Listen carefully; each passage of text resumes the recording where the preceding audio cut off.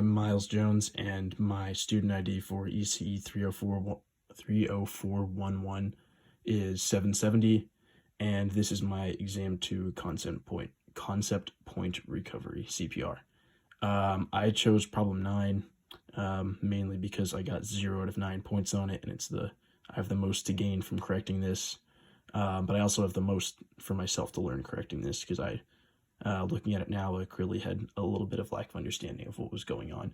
But after a few minutes of review, I think I get a lot more. First off, I have my actual corrections on the right side here, and I have my exam on the left side. Comparing them side by side, I think, is the best way to demonstrate exactly where I went wrong and how I've been able to correct exactly what I understand from a conceptual point of view and a mathematical point of view.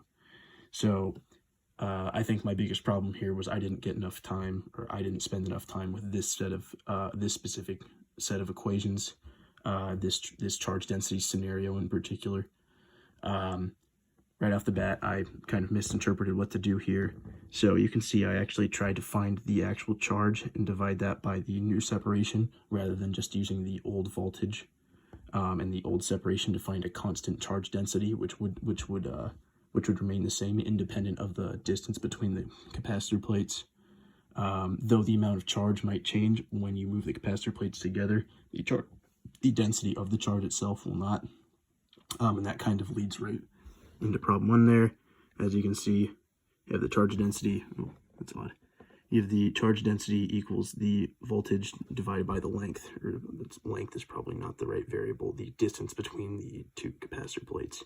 And that will remain the same, independent of how far you move the capacitor plates from each other. So that kind of leads right into problem B. At this point, this is what I mean. Right? I didn't understand the equation set well enough, because this is pretty simple.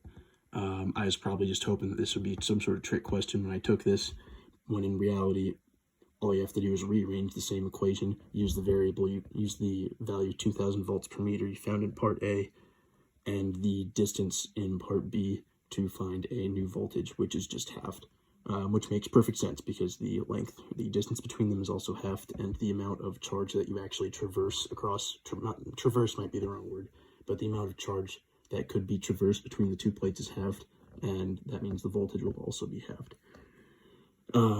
Going into part C, the energy stored in the capacitor, pretty simple mathematics here as well. I look at what I did in part C on the actual exam. It was really unnecessary now that I think about it. Looking here, you have the charge density equation times the volume, and from just looking at this from a mathematical point of view, it's a really simple problem to solve. Everything stays the same. On the charge density side, the volume changes in that one aspect, that being the distance between the capacitors, as I've mentioned, changes, while the other two components of the volume do not.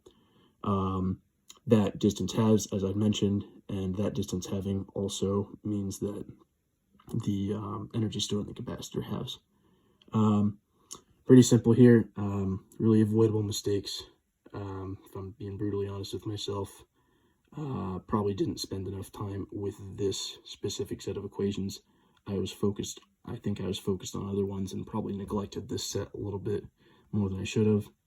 I have more time to study, but I'm confident that I haven't done that for exam 3, so I'm hoping to prove myself right tomorrow. Thank you for giving us the chance to get points back. Thank you for giving me the chance to reflect and better my own understanding of this material.